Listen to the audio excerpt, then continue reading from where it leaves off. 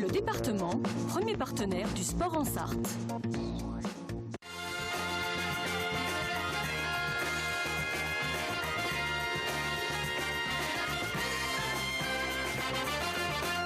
De retour dans Totalement Foot, bienvenue à vous si vous nous rejoignez, c'est la deuxième partie de cette émission et nous sommes toujours avec Richard Désiré, l'entraîneur du Mans FC, accompagné de mes fidèles collaborateurs, de mes fidèles mousquetaires, si je puis dire, qui sont prêts à débattre sur l'Euro en fin d'émission. J'espère qu'on aura le temps. Et pour l'heure, on va faire un petit point sur les transferts. Richard Désiré, vous ne sembliez pas content que certains noms apparaissent dans la presse récemment. Aurélien Tertereau s'en va à Fleury-Mérogis. Il y a d'autres joueurs qui étaient annoncés, dans la presse écrite. Aujourd'hui, il y aura-t-il beaucoup de départs?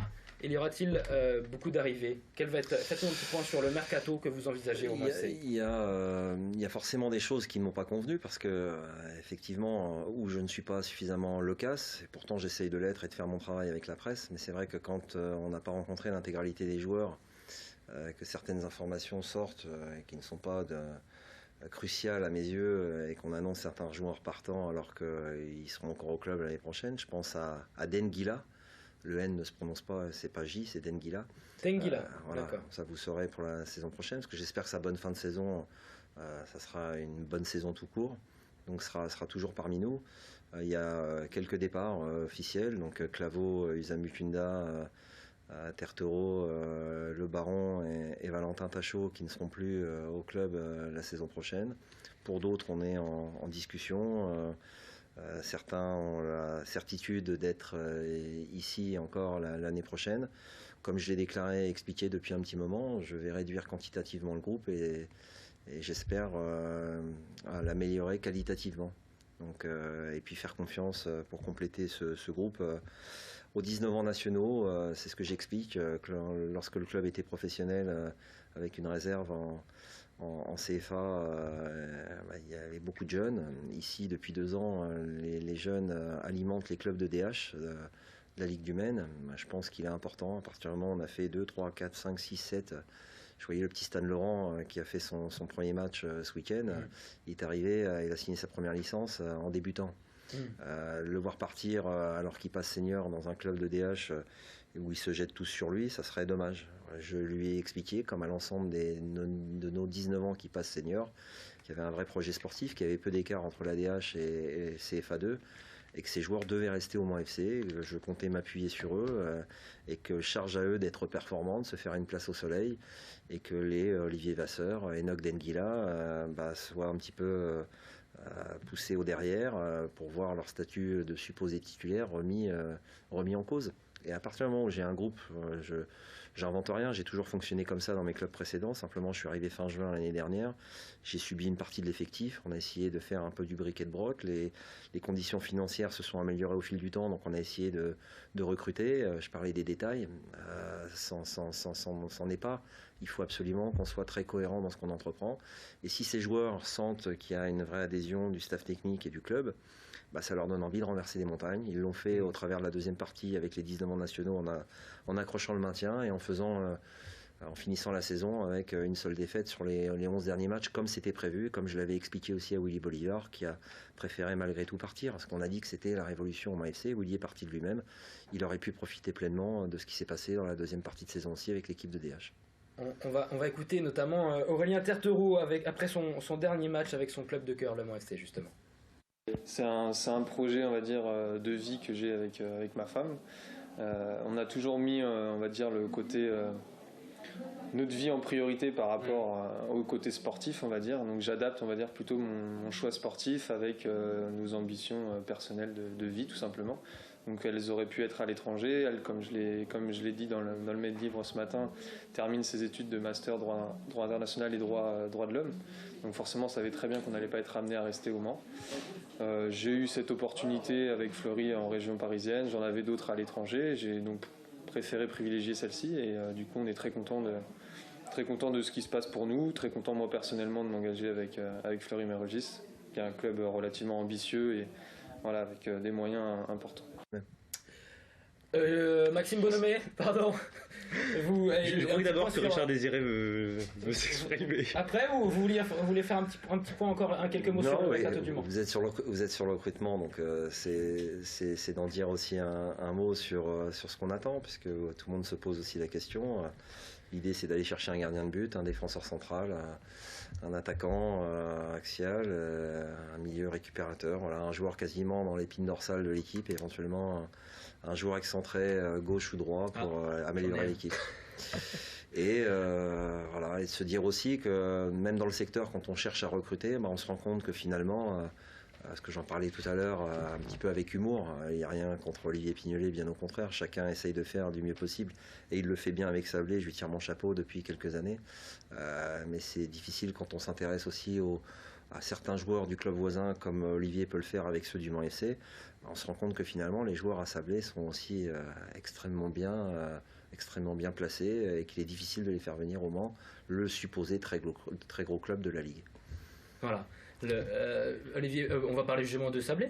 Oui, Sablé. Du mercato de Sablé avec un petit point transfert de Maxime Bonhomet. Il y a 3 départs suractés, Joris Romil, Wael Bout et Kevin Crépel qui est arrivé en cours de saison, le gardien.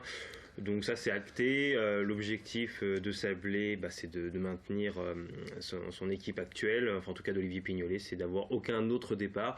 Donc on verra bien, peut-être qu'il y en a certains qui vont partir au Mans, je sais pas, mais en tout cas non, pour le moment l'objectif c'est vraiment d'avoir aucun départ à côté et d'avoir des recrues, 3-4, ils vont être en problème au niveau de muter encore avec l'arbitrage, donc c'est déjà le cas cette saison.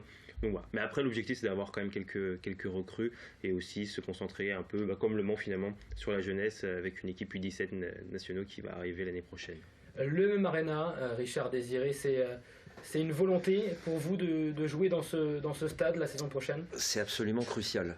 Voilà, je l'ai évoqué en interne au club, j'ai eu l'occasion d'en parler aussi avec les élus. J'entends depuis que je suis arrivé, ça fait 10 mois, que ce stade c'est une catastrophe, c'est une calamité, mais moi je le vois comme un outil fabuleux. Je passe tous les jours, même plusieurs fois par jour, j'ai les yeux émerveillés quand je passe à côté du MMA.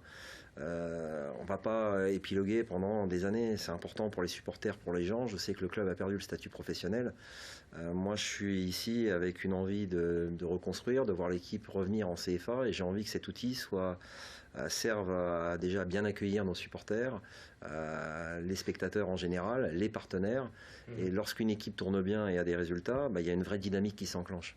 Et Strasbourg, Sedan ont réussi il a fallu du temps, mais avec leur stade à amener du monde et à créer cet élan populaire. Je souhaite ardemment qu'on dispute la totalité de nos matchs au MMA la saison prochaine.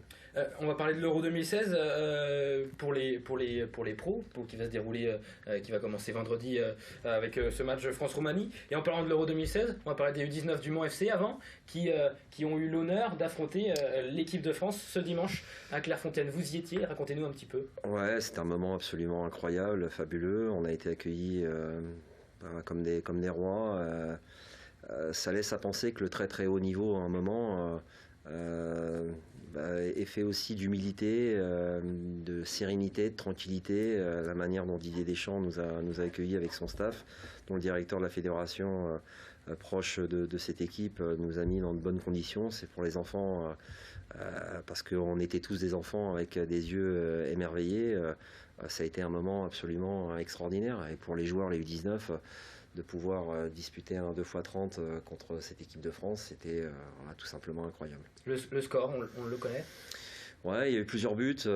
C'est plutôt bien passé en première période parce qu'on n'a pas encaissé beaucoup, un seul but. On en a pris plusieurs en deuxième période, ce qui a donné des proportions assez justes à l'écart. Et, voilà, nous, notre crainte, c'était surtout qu'il y ait un blessé au niveau de l'équipe de France. Là, ça n'a pas été le cas.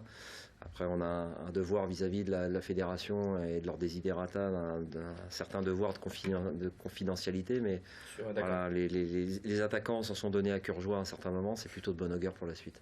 Eh bien, on va parler justement de cette équipe de France. Elle a joué samedi contre l'Écosse, victoire 3-0. Vous a-t-elle rassuré? Parce que, bon, rassuré ou non, si elle vous a convaincu depuis le début, vous le dites aussi, parce que certains disent que les 2 buts encaissés contre le Cameroun inquiètent un petit peu à une semaine de l'Euro. Messieurs, votre avis? Rassuré, Personnellement, j'ai pas été rassuré, sachant que ce qui inquiétait plutôt, c'était le secteur défensif de l'équipe de France.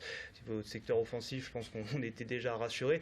On a joué contre une équipe d'Écosse qui était absolument inoffensive pendant 90 minutes. Il y a dû y avoir une tête de Fletcher qui a été non cadrée, un point à la ligne.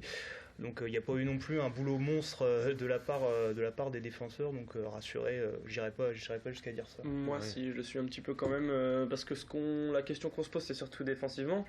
Voilà, on l'a vu avec des absences, notamment de Raphaël Varane, de Mamadou Sakho, pour diverses raisons dont on ne reviendra pas dessus. Mais bon, moi, ça m'a un petit peu rassuré, notamment sur le cas Rami, parce que c'est l'appelé de dernière minute, c'est celui en lequel on a un petit peu moins confiance.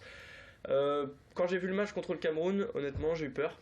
J'ai eu peur parce que j'ai trouvé vraiment à côté, il a fait il est passé à côté de son match pour moi, alors c'est que mon avis, mais il est passé à côté de son match, il a pas gagné beaucoup de duels, il est dans la relance, il a pas été très très propre, et sur ce match je l'ai trouvé un peu, même quand même vraiment meilleur, il a gagné beaucoup plus de duels, il a répondu beaucoup plus présent par son physique, ce qu'il devrait faire normalement beaucoup plus souvent et même tout le temps, parce qu'il a quand même un physique assez impressionnant, et je l'ai trouvé meilleur sur ces points-là. Après Koscielny, il est fidèle à lui-même, je le trouve quand même très bon, même s'il n'avait pas fait un très très bon match contre le Cameroun, mais j'ai trouvé une défense un peu plus solide et un peu plus rassurante, et s'il y a eu si peu d'occasions, outre le jeu de l'Écosse, c'est peut-être aussi parce qu'il y avait une meilleure défense que la semaine dernière, notamment dans leur niveau de jeu. Fletcher, il a pas fait peur à Mathieu Dreyer, le gardien de 3. Heureusement qu'il a pas fait peur à Hugo Lloris. À un moment, je sais pas si c'est l'Écosse qu'on a affronté, faut pas.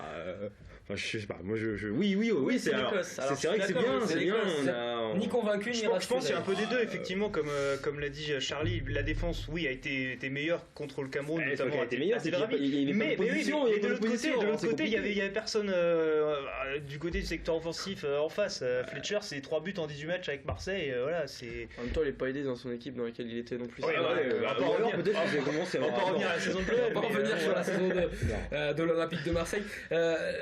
Match vendredi, messieurs, contre la Roumanie. Vos pronostics, victoire, nul, défaite et vos pronos, vos favoris pour l'Euro. Richard Désiré, le pronostic pour le match de vendredi. Une victoire de la France. Et je vois les Français faire un bon Euro, déjà parce que Didier Deschamps est habité d'une très bonne étoile.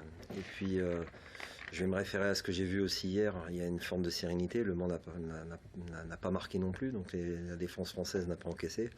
Et non, il y a vraiment un état d'esprit. On sent qu'il y a un groupe complètement tourné vers un objectif commun. Et dans la notion de groupe, quand on veut faire une épreuve comme celle-ci, avec certains qui joueront moins, je pense qu'ils sont vraiment armés pour bien démarrer. Et puis les 2 matchs choisis juste avant la compétition ne sont pas du hasard. Ça permet de mettre des buts.